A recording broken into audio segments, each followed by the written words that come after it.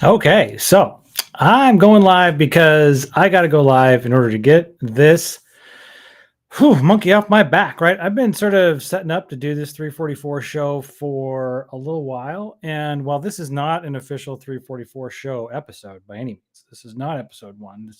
If anybody's tuning in here, then, I'm not doing it for real. This is just me testing it out and seeing if it's fun. And apparently nobody cares because I'm by myself. Oh, I love it. All right. So for the next 15 minutes or so, I am going to try to keep myself busy talking about what it is that I see happening right now. Today, January 24th, 2023, and kind of any big insights. So one thing I did want to talk about a little bit here is so I had a chance to listen in on a BDR call, and I got to say I don't want to name names because that's just not how we roll. But I listened to this BDR call today, and it was awesome.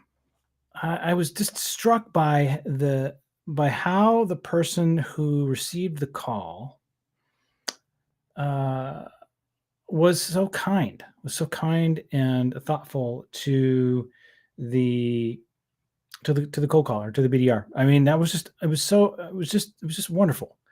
And while he was super clear that he's not going to be buying from us anytime soon, he was just clear and to the point. And I'm thrilled to have that account in my bucket because guess what? That's fine. Things are going to change. Things are going to evolve. If we can build a relationship, maybe there's going to be some pain in his demand gen stack that he'll need to fill, and maybe we'll have some resources to help him with that, and not get stuck on where we were 3 years ago, where we are today, because where we're going to be is may or may not even reflect what has happened then or in the past. So if anybody's out here, which it doesn't look like there is, that's awesome. Which is fascinating to me because I sort of thought or hoped or wondered. Now let me go to my profile, make sure that I'm actually running live. I am. Well, guess what? Yeah, we're cool. It's live. I'm gonna go back here. It's gonna. So yeah, I'm all alone now. This is a novel experience. I wonder if my timing, 3:44 p.m., just based on the fact that I can go live and nobody's here, is any good. I'm gonna really have to think about that because maybe this sucks. Maybe it's a sucky time. Oh well. I mean, I live with that, right? I mean, what the heck? Nobody told me it was a sucky time, but maybe it stinks. I mean, there's the notification right there. So I don't know.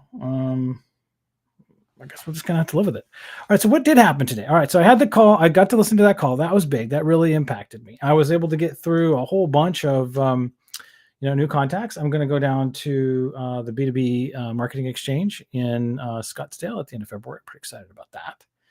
So kind of working on getting all that, getting those notifications out. I did post last night about an experience I had recently, and essentially that was about I was reading a Chris Bogue post, and he had done a kind of a fun poll about how frequently to comment how frequently to post. And was it, 2 times a day, once a day, 5 times a day, whatever, whenever you feel like it, whatever.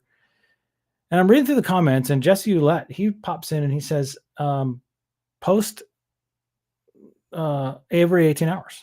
I'm like, oh, that's clear. I mean, here you can see it. So I screenshotted that, put it up because he was so just bam, like there's no debate here. This is the answer. And then so I put that up last night, and I took a note out of Adam Spock's playbook saying, "Hey, guess what? Sometimes I just post and ditch, and that's the real thing. And I don't know if that really hurts me or helps me. And so I thought, well, why don't I just give that a try? I'm just going to post and ditch. So last night, I don't know, it was like 10 o'clock or something. I just put this post up real fast, and then I turned off the light. I had an immediate panic that speaking of Adam, I had an immediate panic that I was gonna, I'm trying to practice because I want to get these ums out of my lexicon. So just gonna take a deep breath. I'm gonna be at peace. Be at peace with the fact that nobody is here with me. As far as I know, nobody's watching. So perhaps I've messed up my live button. I don't know. But in any case, this is where I am. And I am attempting to have a conversation with the universe that is based on nothing more than me not saying continuously. All right.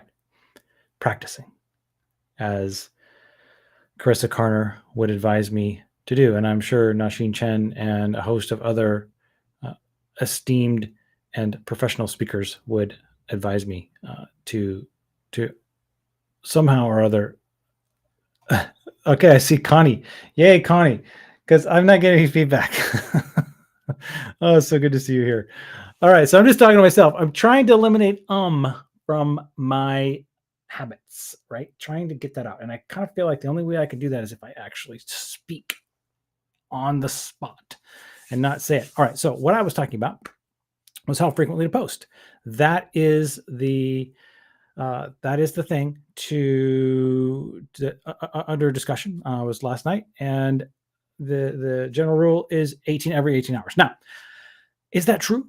Well, according to Jesse, who cited, there's this again, Richard Vanderblom, who is sort of the guru of all how to do LinkedIn. He's the respected authority on that topic. He said that, right? And I've read other things that said that, well, maybe that's true. Maybe this isn't true. Everybody's got an opinion. And guess what? I'm just kind of feel like what I need to do is what I need to do, which is I get an idea and I get inspired by it and I'm going to push the button.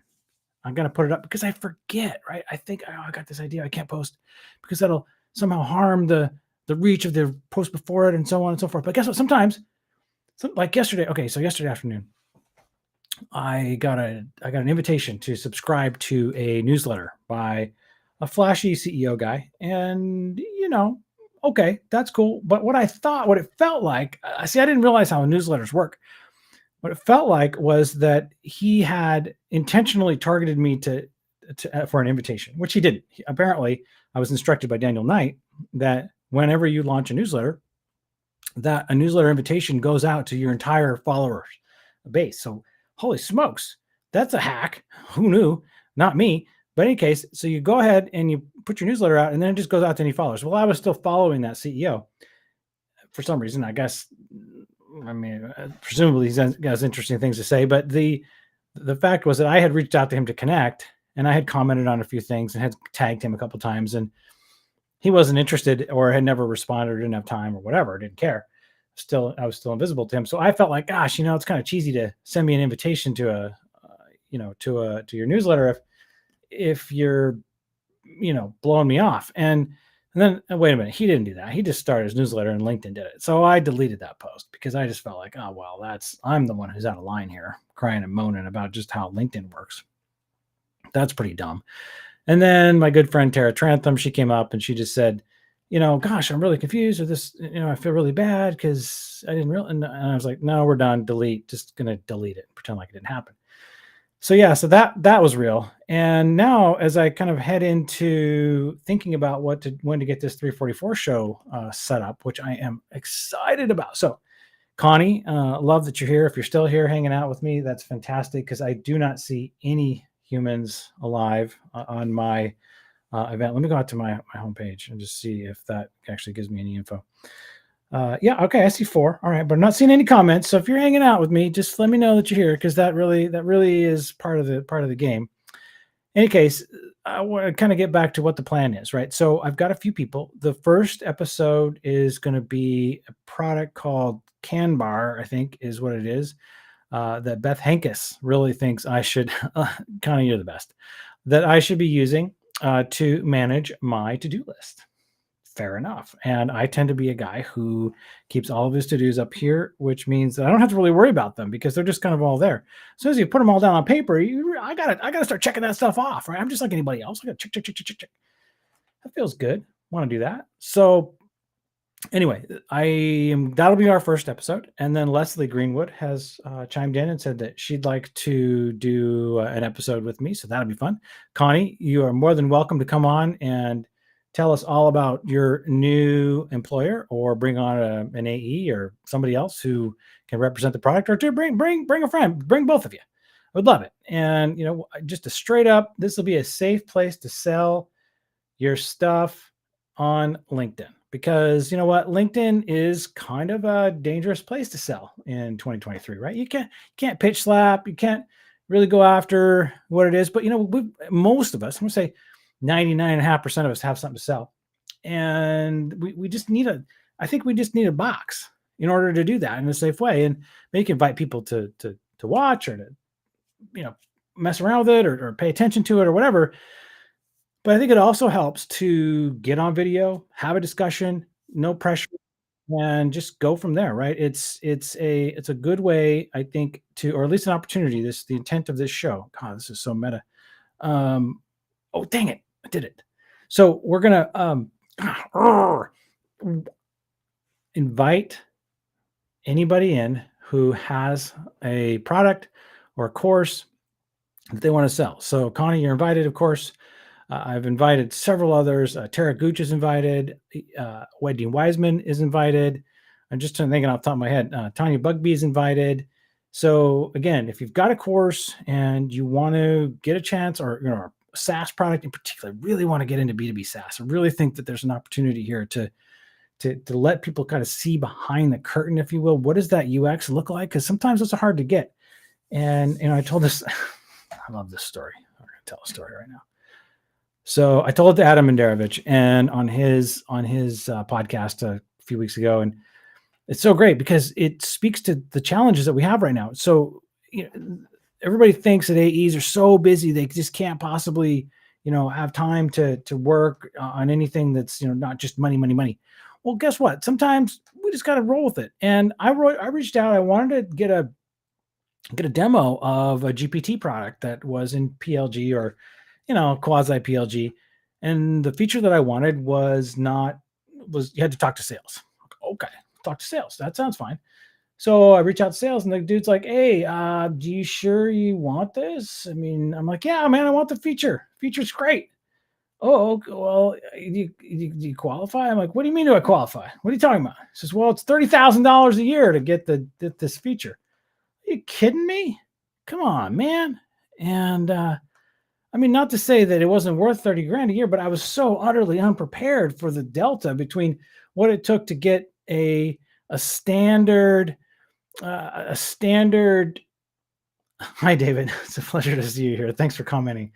And I am going to end this thing at 4 o'clock promptly Pacific time. So trying to tell a story. So do you have you've got your standard sort of single license PLG model, right? Which is like, I don't know, $16 or 18 or 27 or some number, right? Which is, okay. So it's a couple $100 a year, maybe 300.